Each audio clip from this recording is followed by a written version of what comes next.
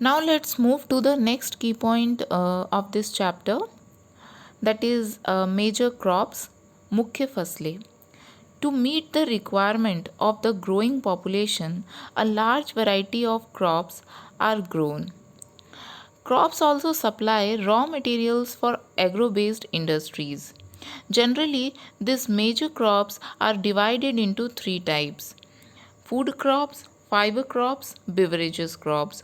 Food crops जिसे खाद्य फसलें, फाइबर क्रॉप्स जिसे रेशेदार फसलें और बेवरेजेस क्रॉप्स जिसे पेय फसलों के नाम से जाना जाता है. यहाँ पे कुछ उदाहरण लिखे गए हैं, अलग अलग फसलों के नाम दिए गए हैं स्लाइड में, जिनकी अत्यधिक मात्रा में विश्व भर में खेती की जाती है. तो राइस की अगर बात करें, rice is the major food crop of the world. It is the staple diet of the tropical and sub tropical regions. उष्ण कटिबंधीय और उपोष्ण कटिबंधीय क्षेत्रों में इसकी अधिक मात्रा में खेती की जाती है. इसमें अगर हम लोग उदाहरण के तौर पर अगर अपने वर्ल्ड मैप को याद करें तो एशियन कंट्रीज़ इसके अंडर में आ जाएंगी. Rice needs high temperature, high humidity and rainfall. अत्यधिक तापमान और अत्यधिक वर्षण की आवश्यकता होती है और इसके लिए चीका युक्त जलोढ़ मृदा, अलूवियल क्ले सॉयल की आवश्यकता होती है, क्योंकि ये वह मृदा है जिसमें वाटर को रिटेन करने की क्षमता होती है. अगर हम इसकी क्वांटिटी की बात करें तो विश्व में चाइना लीडिंग प्रोड्यूसिंग कंट्री में गिना जाता है and followed by India, Japan, Sri Lanka and Egypt. Wheat requires moderate temperature and rainfall during growing season and bright sunshine at the time of harvest. फसलों की कटाई के समय मॉडरेट रेनफॉल होनी चाहिए, मतलब वर्षण बिल्कुल मॉडरेट हो, तापमान भी मध्यम होनी चाहिए और आकाश बिल्कुल साफ होना चाहिए. और it thrives best in well drained loamy soil. Wheat is grown extensively in USA, Canada, Argentina, Russia, Ukraine, Australia and India. अगर भारत की बात की जाए तो भारत में विंटर के सीज़न में इसकी खेती शुरू की जाती है. मिलेट्स जिसे मोटे फसलों के नाम से भी जाना जाता है और पूरे भारतवर्ष में इसे अलग अलग नाम से जाना जाता है. अलग अलग राज्यों में कहीं इसे बाजरा, कहीं जौ तो कहीं ज्वार कहा जाता है. ये इस फसल की खेती के लिए बलुई प्रकार की मृदा की आवश्यकता होती है, सैंडी सॉइल्स, और इसे भी मध्यम तापमान और मध्यम वर्षा की आवश्यकता होती है. अगर हम विश्व में इसका उदाहरण देखें तो नाइजीरिया और चाइना में इसकी अधिक खेती की जाती है. मेज़ जिसे मक्का के नाम से जाना जाता है, maize also requires moderate temperature, rainfall and lots of sunshine. It needs well drained fertile soil. सुअपवाहित उपजाऊ मृदा की आवश्यकता होती है. और maize is grown in North America, Brazil, China, Russia, Canada, India and Mexico. Maize को हम कॉर्न के नाम से, मक्का को आपने कॉर्न के नाम से भी हम जानते हैं, जिसे आप पॉपकॉर्न कहते हो. तो अब हम बात करेंगे रेशेदार फसलों की. तो कॉटन, कपास. Cotton requires high temperature, light rainfall, 210 frost-free days and bright sunshine for its growth. इसके लिए कपास की खेती के लिए अत्यधिक मात्रा में तापमान की आवश्यकता होती है और कम वर्षा की आवश्यकता होती है और आकाश बिल्कुल क्लियर होना चाहिए, किसी भी प्रकार से क्लाउडी ना हो. It grows best on black and alluvial soil. इस कपास की खेती के लिए काली मृदा और जलोढ़ मृदा की आवश्यकता होती है. China, USA, India, Pakistan, Brazil and Egypt are the leading producers of cotton. Bharat भी फाइनेस्ट कपास प्रोडक्शन के अंतर्गत गिना जाता है और it is one of the main raw materials for the cotton textile industries. सूती वस्त्र उद्योग के लिए ये एक महत्वपूर्ण कच्चा माल है। हमारे देश में जितने भी सूती वस्त्र उद्योग फल फूल रहे हैं, उन सबको कपास इस कच्चे माल के द्वारा ही वो सूती वस्त्र, आज जो हम वस्त्र पहन पा रहे हैं, इन्हीं कपास की देन है। जूट, जिसे पटसन कहा जाता है, jute was also known as the golden fibre. सुनहरा रेशा के नाम से भी इसे जाना जाता है। It grows well on alluvial soil and requires high temperature, heavy rainfall and humid climate. इसके लिए भी जलोढ़ मृदा की आवश्यकता होती है, अत्यधिक तापमान और अत्यधिक वर्षण की आवश्यकता होती है। और जनरली पटसन की खेती भी उष्णकटिबंधीय क्षेत्रों में अत्यधिक मात्रा में की जाती है और इंडिया और बांग्लादेश लीडिंग प्रोड्यूसर्स में गिने जाते हैं। अब हम बात करेंगे पेय फसलों के बारे में। तो पहले बात करते हैं कॉफ़ी के बारे में। Coffee requires warm and wet climate and well drained loamy soil. Hill slopes are more suitable for growth of this crop.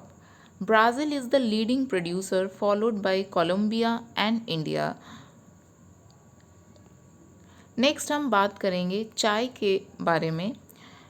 चाय, T is a beverage crop grown on plantation and इसके लिए भी हमें सुअपवाहित दोमट प्रकार की मृदा की आवश्यकता होती है और मंद ढाल की आवश्यकता होती है, ताकि इस चाय के पौधों के जड़ों में पानी की जमावट ना हो। और समवितरित उच्च वर्षा की आवश्यकता होती है। प्रॉपर एक अमाउंट में वाटर का डिस्ट्रीब्यूशन होना चाहिए। ऐसा ना हो कि इसकी जड़ों में जाकर पानी जम जाए, नहीं तो कभी भी चाय की खेती संभव नहीं हो पाएगी। अगर हम इसके लीडिंग प्रोड्यूसर्स कंट्रीज़ की बात करें तो केन्या, इंडिया, चाइना, श्रीलंका, ये वो कंट्रीज़ हैं जो पूरे विश्व भर को बेस्ट क्वालिटी की चाय सप्लाई करते हैं। और ये चाय की खेती में लेबर इंटेंसिटी की अत्यधिक मात्रा ज़रूरत होती है, क्योंकि चाय के पत्ते जो हम चाय पीते हैं, उन पत्तों को चुनना कोई आसान काम नहीं होता। उसके लिए अधिक लेबर की आवश्यकता होती है और इसमें पूंजी की भी अधिक आवश्यकता होती है। Now the next topic of this chapter, that is agricultural development. अब अगर हम एग्रीकल्चरल डेवलपमेंट की बात करें, कृषि में विकास, तो कृषि में विकास की आवश्यकता क्यों है? जैसा कि हमने इन खाद्य फसलों के बारे में पढ़ा कि बढ़ती जनसंख्या को खाद्य आपूर्ति करने के लिए तरह तरह की फसलों की खेती की जाती है। तो अगर फसलों की खेती की जा रही है, लेकिन अगर उसमें हम क्वालिटी नहीं लाएंगे, अगर उसकी हम डेवलपमेंट नहीं करेंगे, तो फसल हमें उतनी अमाउंट में प्रॉपर नहीं मिल पाएगी जितनी अमाउंट में हमारी जनसंख्या विश्व भर में बढ़ रही है। तो उसे हमें इक्वल करने के लिए अपनी एग्रीकल्चरल प्रैक्टिसेस में बदलाव लाने की ज़रूरत है, उसमें डेवलपमेंट करने की ज़रूरत है। Efforts are constantly being made and even to increase farm production in order to meet the growing demand of increasing population. वही चीज़ कि हमें अपनी पॉपुलेशन उनकी जो डिमांड्स हैं उसको फुलफ़िल करने के लिए इसमें सुधार करने की आवश्यकता है और करनी चाहिए। तो यहाँ पर आप इस स्लाइड में देख सकते हैं, कुछ पॉइंट्स यहाँ पर मेंशन किए गए हैं जिसके अंतर्गत जिसको अपनाकर हम अपनी इस एग्रीकल्चरल प्रैक्टिस में बदलाव ला सकते हैं और उसे डेवलप कर सकते हैं। जैसा कि increasing area under cultivation, first point में जैसे लिखा गया है कि हमें बोए गए क्षेत्र में विस्तार करने की ज़रूरत है। फिर उसके बाद second point, increasing the number of crops grown in a year. हमें सालाना जो एक प्रकार की फसलों को ना करके हमें तरह तरह के फसलों की खेती करनी चाहिए। फिर improving irrigational facilities in order to increase yield per acre. हमें तरह तरह की सिंचाई सुविधाओं पर काम करना चाहिए। हमें फर्टिलाइज़र्स का इस्तेमाल करना चाहिए ताकि उपज की मात्रा में बढ़ोतरी हो। उसी प्रकार से हमें उच्च उपज देने वाले बीजों का इस्तेमाल करना चाहिए, high yielding variety of seeds. और साथ ही साथ हमें नए नए तकनीकों, टेक्नोलॉजी, मशीनरीज़ का इस्तेमाल करना चाहिए जैसे डेवलप्ड नेशंस में होता है। The aim The main aim of agricultural development is to provide food security for the growing world population. हमें खाद्य सुरक्षा पर गौर करते हुए और बढ़ती जनसंख्या को ध्यान में रखते हुए अपने इस एग्रीकल्चरल प्रैक्टिसेस में सुधार लाने या डेवलपमेंट करने की ज़रूरत है। और उस चीज़ को हमें ध्यान में रखना चाहिए, उसको अपना एक एम बनाते हुए उस पर काम करना चाहिए। Agriculture has developed world over, the development varies from place to place. लेकिन अगर हम इसको विश्व स्तर पर देखें तो विश्व स्तर पर अलग अलग देश हैं जो कुछ डेवलप्ड नेशंस हैं, कुछ डेवलपिंग हैं और कुछ अंडर डेवलप्ड नेशंस हैं, कुछ विकसित हैं और विकासशील हैं। इन विकसित और विकासशील देशों में जो डेवलपमेंट का जो लेवल है उसमें भिन्नताएं देखने को मिलती हैं।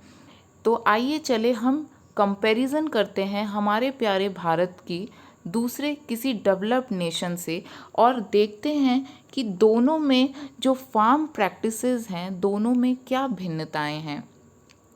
तो यहाँ पे आप एक पिक्चर में भी देख सकते हैं फार्मिंग इन इंडिया, जहाँ पे हम एक कॉमन मेथड, एक कॉमन ट्रैक्टर का इस्तेमाल कर रहे हैं। उसी प्रकार से अगर आप फार्मिंग इन यूएसए में देखें तो यहाँ पे देखिए न्यू टाइप ऑफ मशीनरीज़ का इस्तेमाल किया जा रहा है। इस स्लाइड में agricultural development in developing and developed countries दोनों को हम डिफ्रेंशिएट करते हुए इस पॉइंट को, इस मुद्दे को समझने की कोशिश करेंगे कि कैसे एक विकसित देश और विकासशील देशों में होने वाले कृषि आधारित कार्य में कैसे भिन्नताएं देखने को मिलती है और भारत की और अमेरिका में होने वाले कृषि आधारित कार्य कैसे एक दूसरे से भिन्न हैं। तो agricultural practice in India and agriculture practice in USA. India की अगर बात करें तो इंडिया में जो साइज़ ऑफ फार्म होता है वो बहुत छोटा होता है as comparison to the size of farm in USA. क्योंकि अगर हम इस पॉइंट को समझें, अगर इसको हम अच्छे से इस पर बात करें तो हम जानते हैं कि इंडिया एक one of the populace country में गिना जाता है और पॉपुलेशन अधिक होने के वजह से यहाँ पर हमें फार्म लैंड उतनी अवेलेबल नहीं हो पाती, because most of the land हमारी सेटलमेंट पर्पस के लिए इस्तेमाल कर ली जाती है। लोगों की संख्या अधिक है और ज़मीनें हमारे पास कम हैं, लेकिन यूएसए में वो समस्या नहीं है। उसी प्रकार से इंडिया में, भारत जैसे देश में अधिक मात्रा में गहन प्रकार की कृषि की जाती है, इंटेंसिव वे से कृषि की जाती है, लेकिन यूएसए में ऐसी कृषि नहीं की जाती। वहाँ पर उच्च उपज देने वाले बीजों की अधिक मात्रा में इस्तेमाल की जाती है और नई नई तकनीकों का इस्तेमाल किया जाता है। अगर हम और थर्ड पॉइंट को देखें तो इसमें जैसे बताया जा रहा है कि भारत में जितनी भी हम कृषि का कार्य करते हैं, अगर फसलों को अगर कोई किसान उगा रहा है तो उसका मुख्य आधार अपने फैमिली मेम्बर्स के भरण पोषण होती है, लेकिन यूएसए में उनका मेन पर्पस कमर्शियल होता है। वो प्रॉफिट मोटिव में मार्केट में ट्रेड एंड कॉमर्स पर्पस से फार्म प्रैक्टिसेस खेती करते हैं। और भारत में हम ट्रेडिशनल मेथड्स का इस्तेमाल करते हैं इन द फार्मिंग, लेकिन यूएसए में ऐसा नहीं होता। और साथ ही साथ हमारे देश में जो हाई यील्डिंग वैरायटी सीड्स है वो हो रही है आज के टाइम पे ग्रीन रेवोल्यूशंस के बाद। लेकिन अगर हम यूएसए की बात करें तो यूएसए में animals are reared on dairy farms, mixed farming is common. वहाँ पे मिक्स्ड प्रकार की कृषि की जाती है। अगर एक बड़ा सा लैंड है तो वहाँ पर फसल और साथ ही साथ एनिमल्स को भी रियर्ड किया जाता है। तो एक साथ मिश्रित प्रकार की कृषि की जाती है, जिससे एट ए टाइम एक ही समय पर दो फायदे होते हैं। लेकिन भारत में इस प्रकार की सुविधा उतनी नहीं मिल पाती, क्योंकि फार्म लैंड हमारी छोटी होती है। और साथ ही साथ हम देख सकते हैं कि हमारे अगर भारत की बात करें तो भारत में जो ट्रांसपोर्टेशन फैसिलिटीज़ हैं, इन फसलों को, रॉ मटेरियल्स को एक जगह से दूसरे जगह ले जाने के लिए, वो सुविधा हमारे देश में उतनी नहीं है जितनी कंपैरिजन टू यूएसए। और हमारे देश में इसकी स्टोरेज फैसिलिटी भी प्रॉपर नहीं है, और लेकिन वो चीज़ यूएसए में उसकी सुविधा बहुत अधिक है। तो इस प्रकार से हम कंपैरिजन कर सकते हैं कि हम इन पॉइंट्स को देखकर समझ सकते हैं कि किस प्रकार से दोनों देश, एक विकसित है और दूसरा विकासशील है। क्यों हम इसे विकासशील कह रहे हैं भारत को, और क्यों यूएसए को विकसित कहा जाता है। इनकी जो कृषि आधारित क्रियाकलाप हैं उसमें कैसे भिन्नताएं पाई जा रही हैं। Thank you.